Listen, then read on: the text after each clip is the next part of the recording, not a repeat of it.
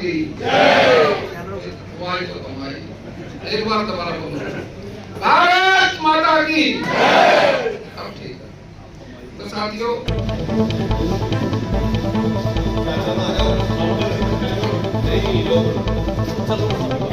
यमुनानगर बड़ी खबर। हरियाणा सरकार का 1 साल पूरा, 46 संकल्प पूरे कर जनता को दिया सीधा लाभ। जन विश्वास जन विकास कार्यक्रम में बोले कृषि मंत्री हरियाणा श्याम सिंह राणा, योजनाओं का लाभ पारदर्शी तरीके से जनता तक पहुंचा। बता दें, हरियाणा सरकार के 1 वर्ष पूर्ण होने के उपलक्ष्य में शुक्रवार को यमुनानगर सचिवालय के सभागार में जन विश्वास जन विकास कार्यक्रम का आयोजन किया गया। कार्यक्रम में मुख्यमंत्री नायब सैनी ने सरकार की उपलब्धियों का उल्लेख करते हुए कहा कि बीते 1 साल में सरकार ने अपने 46 संकल्प पूरे किए हैं और जनता को सीधा लाभ पहुंचाया है। कार्यक्रम के दौरान मुख्यमंत्री आवास योजना 2 के अंतर्गत ग्रामीण क्षेत्रों के पात्र लाभार्थियों को प्लाट आवंटन से संबंधित प्रमाण पत्र वितरित किए गए। इस अवसर पर कृषि एवं किसान कल्याण मंत्री श्याम सिंह राणा, पूर्व कृषि मंत्री कंवरपाल गुर्जर, भाजपा जिला अध्यक्ष राजेश सप्रा, उपायुक्त पार्थ गुप्ता, जिला परिषद अध्यक्ष रमेश टस्का, पूर्व विधायक बलवंत सिंह सडोरा सहित बड़ी संख्या में जनसाधारण मौजूद रहा। तालियों के साथ शावल बंद करें। और गुरविंदर कौर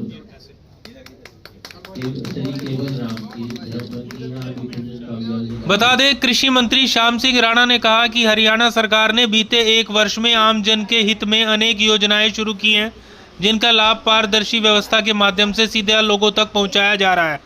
उन्होंने कहा कि सरकार की नीतियों से किसान, मजदूर, कर्मचारी और व्यापारी सभी वर्ग लाभान्वित हो रहे हैं। राणा ने बताया कि सरकार ने अपने पहले वर्ष में 25,000 युवाओं को रोजगार देने का वादा किया था, जिसमें से 24,000 युवाओं की नियुक्तियां पहले ही वर्ष में प्रदान कर दी गई थी। इसके अतिरिक्त बड़ी संख्या में अन्य युवाओं को भी निरंतर रोजगार उपलब्ध करवाया जा रहा है। वहीं पूर्व कृषि मंत्री कंवरपाल गुर्जर ने कहा कि सरकार ने सामाजिक कल्याण योजनाओं में उल्लेखनीय कार्य किए हैं। लाडो लक्ष्मी योजना के तहत बेटियों को आर्थिक सहायता दी जा रही है ताकि उनके भविष्य को सशक्त बनाया जा सके। वहीं स्वास्थ्य सेवाओं में सुधार की दिशा में उठाए गए कदमों से सिविल अस्पताल में डायलिसिस सुविधा पूर्णतः निःशुल्क उपलब्ध कराई जा रही है, जिससे गरीब और जरूरतमंद मरीजों को बड़ी मदद मिली है। देखें रिपोर्ट। ये आज सरकारी तौर से जो हमारी सरकार ने प्लाट अलॉट की है, आज उनके लिए फंक्शन था। ये कुल तो पूरे प्रदेश में 800 हैं, 8,000 सॉरी, और हमारे यमुनानगर में 54 है आज, जो 3 गांवों के अंदर अलॉट हुए, जिसमें हमारे ये गांव 3 है, एक तो कुंजल कमो, रदौरी और एक खदरी। 3 गांव में तो ये था। और इसके साथ जो विकास की बात है गांव के अंदर, गांव के टोटल 1209 करोड़ रुपया पंचायतों को अलॉट किया आज मुख्यमंत्री जी ने, और 33.6 करोड़ रुपया किया यमुनानगर के ये जो अर्बन स्टेट है, हमारी नगर पालिका, नगर निगम, इनको दिया।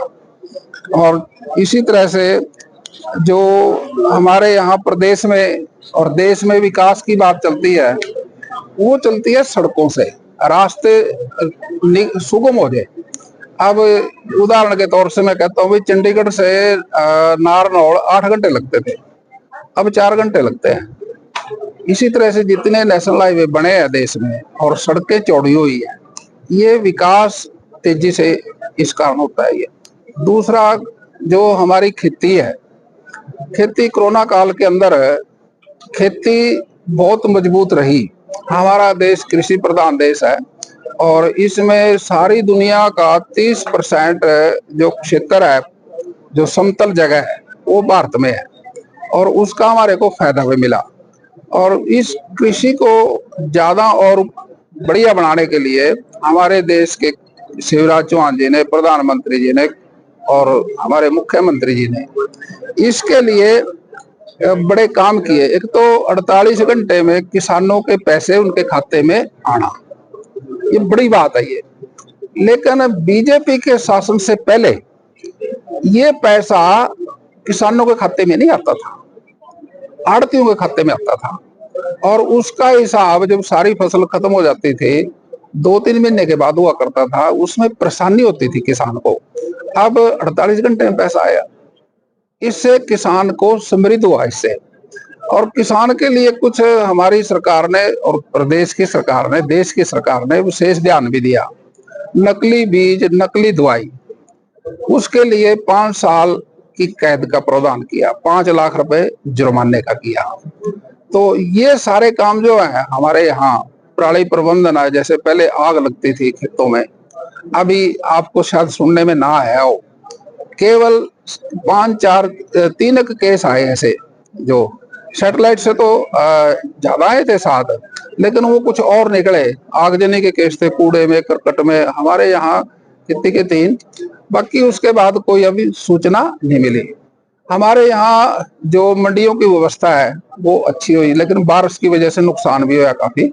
लेकिन फिर भी हमारे किसानों से जो प्रोडक्शन आ रही है, अभी 38 लाख मीट्रिक टन के करीब मंडी में गैर बासमती आई है और 7 लाख मीट्रिक टन के करीब बासमती आई है। प्रोडक्शन फिर भी आई है काफी, और अभी 60% 70% के करीब सीजन खत्म हुआ, अब और चल रहेगी। लेकिन आप सभी साथी इसके लिए कुछ और पूछना चाहें तो? विपक्ष तो रोक लगाते ही रहता है, फिर जुमलेबाजों की सरकार, लैंड ऑर्डर, या वो ये कहता रहता है कि सरकार में केवल बातें बातें, काम नहीं होता। तो आपका क्या कहना? देखिए, विपक्ष तो और क्या कहे, विपक्ष को तो कुछ तो कहना पड़ेगा उसको, वो कुछ भी कहे, लेकिन विपक्ष वालों का राज रहा लंबे समय तक। ऐसा तो नहीं है अभी वो उनको वो ये कह रहे हैं अभी हमारा राज आएगा, हम ये कर देंगे, वो कर देंगे। अब 47 से लेके 77 तक जो ये बात कह रहे हैं उन्हीं का शासन तो था। आप देख लो विकास की बात, अपने अर्थव्यवस्था कितने नंबर पे थी उस काल में, अब कितने पे है, ये आपके सामने है, ये तो कहने की बात नहीं है। और विकास के तौर से किसानों को क्या सुविधा थी, मैंने अभी आपसे सामने एक बात कही, पैसे क्या किसान के खाते में आते थे जो बात करे हो? अब उनकी बात अगर आप सुने और उनके जो काम देखें तो उस पर देखना चाहिए बात। हमारी सरकार ने काम किए हैं, वो इस कदर काम नहीं कर पाए जिस तरह बीजेपी ने 11 साल में।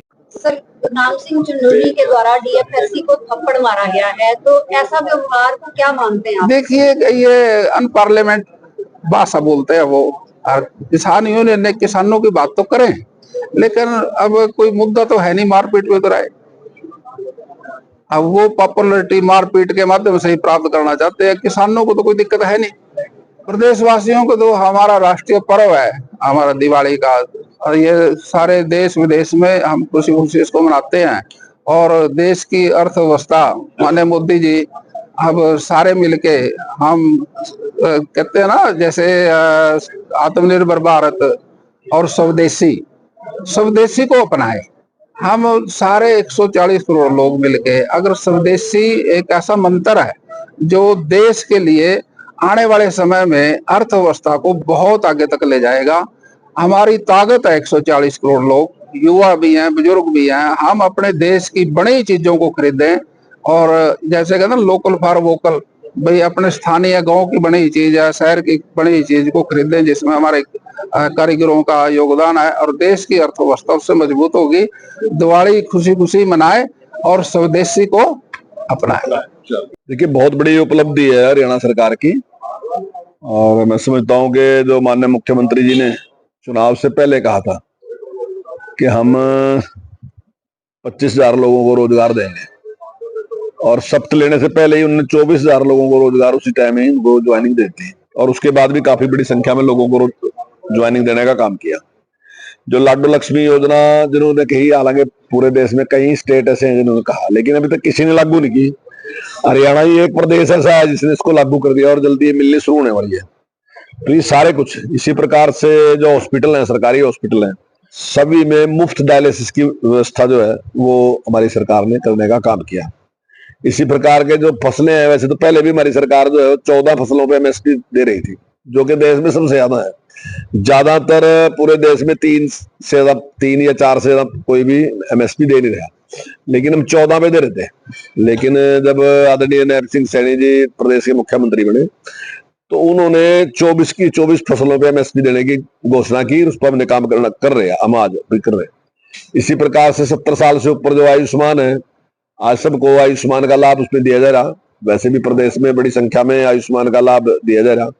और जो वादे सरकार ने किए थे, उनमें से ज्यादातर वादे जो है वो सरकार ने पूरे किए, और जो वादे भी अधूरे हैं, अभी पूरे नहीं हुए, उन पे भी सब पे काम शुरू है। जल्दी जो सड़कें हैं उन सारी सड़कों का एक पूरी योजना बना दी, सबका टेंडर है गया। और अभी आप देखेंगे कि जल्दी, क्योंकि अब की बार बरसात बहुत ज्यादा ही, इसकी वजह से सड़कों में कुछ दिक्कत है, लेकिन जल्दी उस पे सारी पे काम शुरू होगा और सारी सड़कों की रिपेयर शुरू होने वाली है।